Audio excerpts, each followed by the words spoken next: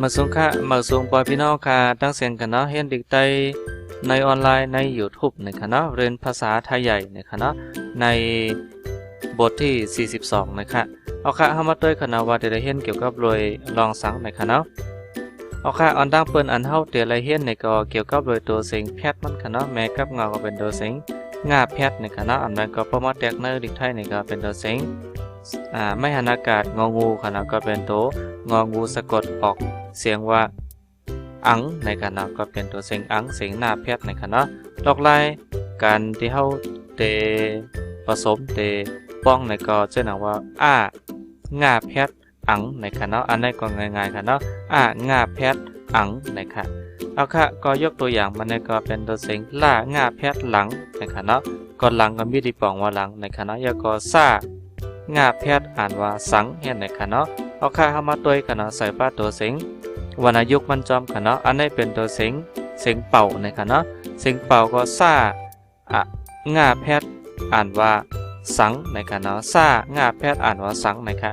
สังตัวนี้ก็ในความไตค่ะเนาะประมาเปลี่ยนใน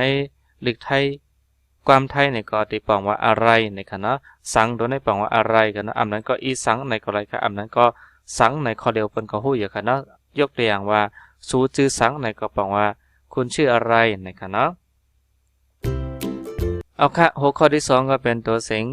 ยักษ์นะครับเนาะยักษ์ตัวนี้ก็ง่าแพทย์สังยักษ์อ่านว่าสั่งนะเนาะนั่นก็เป็นข้อความสั่งก็ได้เช่นว่าสั่งสอนสั่งรัดสั่งไหวในก็ไรค่ะเนาะเอาค่ะหัวข้อที่3ก็เป็นยักษ์จำนะครับเนาะยักษ์จำก็เป็นง่าแพทย์ยักษ์จำสั่งนะครับเนาะเอาค่ะข้อที่4ก็เป็นจำนานะครับเนาะง่าแพทย์สังจำนาสั่งนะครับเนาะจำนาก็เป็นสั่งนะครับเอาค่ะตัวนี้ก็เป็นตัวจำเตอกันเนาะจำเตอตัวนี้ก็เป็นง่าแพทย์สังจำเตอสั่งนะครับเนาะอ่านว่าสั่งนะครับอันนั้นก็เป็นตัวเสียงโซโซก็เลยกันเนาะอ่านว่าสั่งนะครับเอาค่ะก็แต่อันนึงก็เป็นตัวยักษ์ขึ้นกันเนาะง่าแพทย์สังยักษ์คืนก็เป็นสังนะครับเนาะก็เป็นตัวสังเหมือนกันค่ะก็ยกตัวอย่างก็เป็นสังสั่งสั่งสั่งสั่งสังนะครับเนาะในก็ใส่ป้าตัวเสียงต้นเสียงมัน6ต้นนะครับเนาะเอาค่ะก็เฮาได้เข้าสู่บทเรียนที่42นะครับเนาะว่าเฮาได้เห็นเกี่ยวกับไปลองสังในตอนไหนนะครับเอาค่ะมาต้วยค่ะเนาะเอาค่ะออนตั้งเปิ้นในหัวข้อที่1ในตัวที่1นั่นก็เป็นตัวเสียงนะครับเนาะง่าแพทย์ตังยักษ์ก็เป็นตังนะครับเนาะง่าแพทย์หนังยักษ์จำนังอ่านว่าตังนังนะครับตังนังตัวนี้ก็มีที่ปองว่าเป็นเก้าอี้นะครับเนาะเก้าอี้มันก็มีหลายเมี่ยวค่ะมีหลายอย่างอันนั้นก็เพิ่นฮ้องว่าเป็นก้อมในก็อะไรกันเนาะตังนังที่เป็นไม้ก็อะไรนะครับเนาะนั่งแต้มก็อะไรนะครับเนาะก็ฮ้องว่าตังนังนะครับเนาะตัวเสียงนี่ก็เป็นตัวเสียงค่ะเนาะง่าแพทย์สังยักษ์สั่งว่ากายขึ้นจำเตอไหวค่ะเนาะอ่านว่าสั่งไหวตัวนี้ก็พอมาตัวนี้ก็ตัวเสียงสั่งตัวนี้ก็ไม่ได้ปองว่าสั่งค่ะเนาะจะนำเขาสั่งสอนสั่งหมอกลาดไหวนะครับเนาะสั่งไหวตัวนี้ก็ไม่ได้ปองว่าสั่งไว้นะครับเนาะสั่งไว้นะอย่าลืมนะครับเนาะสั่งไว้อย่าลืมเขาสั่งไว้ว่านะก็อะไรค่ะเนาะเอาค่ะแทงอันนึงเป็นตัวเสียงเหมือนกันค่ะเนาะด้วยการมีตัวจำเตอตัวในค่ะเนาะง่าแพทย์สังจำเตอสั่งนะคะเนาะถ้าตึด2ว่าแพทย์โถยักษ์โถอ่านว่าสั่งโถนะคะเนาะเอาค่ะสั่งโถตัวนี้ก็สั่งตัวนี้ก็เป็นไม้ค่ะนะไม้ที่ปักแล้วก็ให้เปิ้นว่าให้ตัวเป็นถั่วค่ะเนาะเลื้อยขึ้นนะคะเนาะแล้วก็เปิ้นฮ้องว่าเป็นไม้ปักในก็อะไรค่ะนะก้อยกาเปิ้นฮ้องเป็น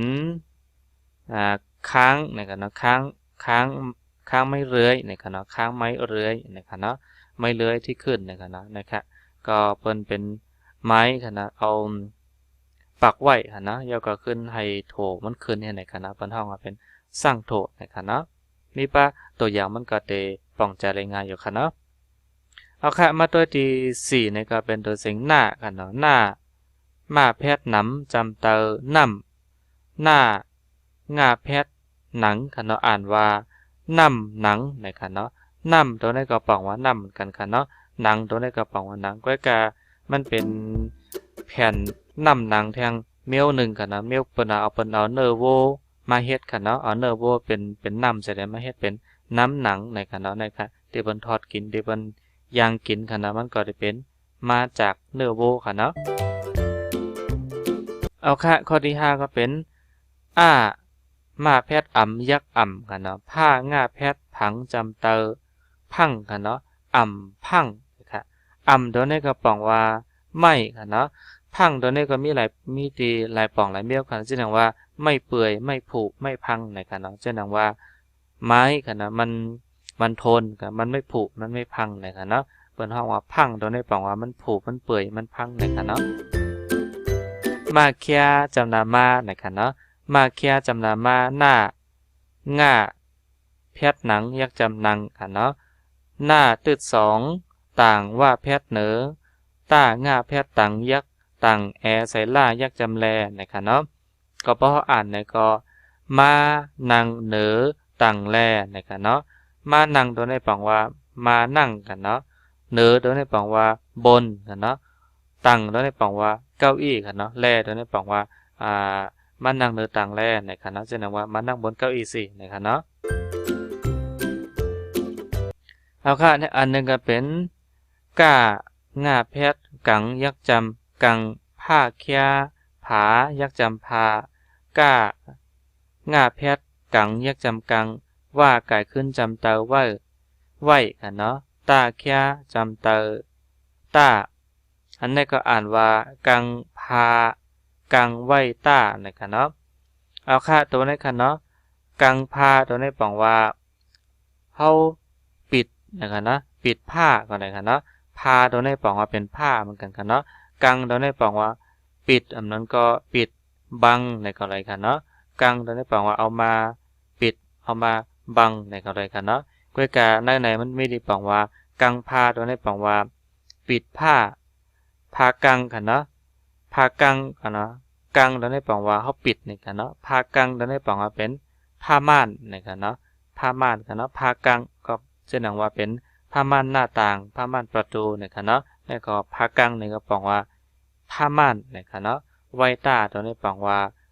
ไว้ในก็เลยค่ะเนาะเอาค่ะก็ว่าแพทย์จำนาเฮาใส่ตาเตผ้าง่าแพทย์ผังซ่าง่าแพทย์จำเตอสั่งท่าตึดว่าแพทย์ยักโถนะครับเนาะอ่านว่าเฮาเตผังสั่งโถนะครับเอาค่ะเฮาในปังว่าเรากันเนาะเตตัวนี้ปังว่าจะ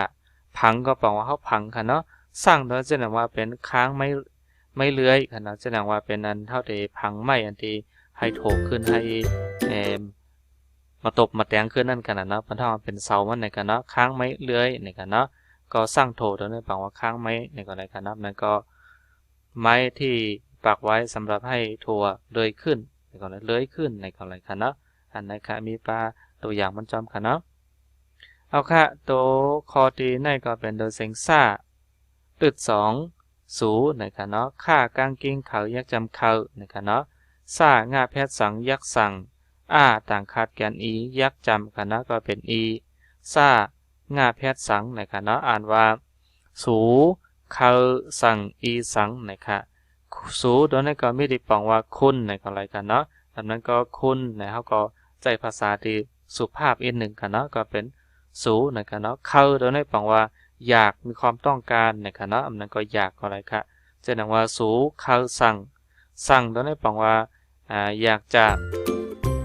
คุณอยากสั่งอะไรนะคะเนาะสั่งโดยได้ปองว่าสั่งสอนแล้วก็ฝากข้อความไว้ในก็อะไรกันนะก็อีสังตัวใน2ข้อดังๆในปองว่าอีสังในปองว่าสั่งอะไรในกันนะคุณต้องการคุณอยากจะสั่งอะไรมันก็คุณต้องการสั่งอะไรถึงเขามันก็ต้องการจะสั่งข้อความอะไรฝากไปถึงเขาในก็อะไรกันนะข้อความในค่ะอีสังตัวในก็เข้าใจได้2ข้อกันนะข้อนึงก็สังในตัวเหลียวห้างกล้วยก็อะไรกันนะปองว่าอีสังในอะไรในค่ะนะ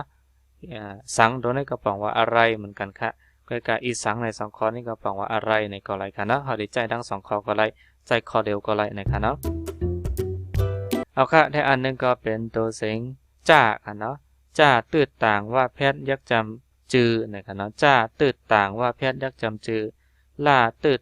ต่างว่าแพทย์จำนาลือล่า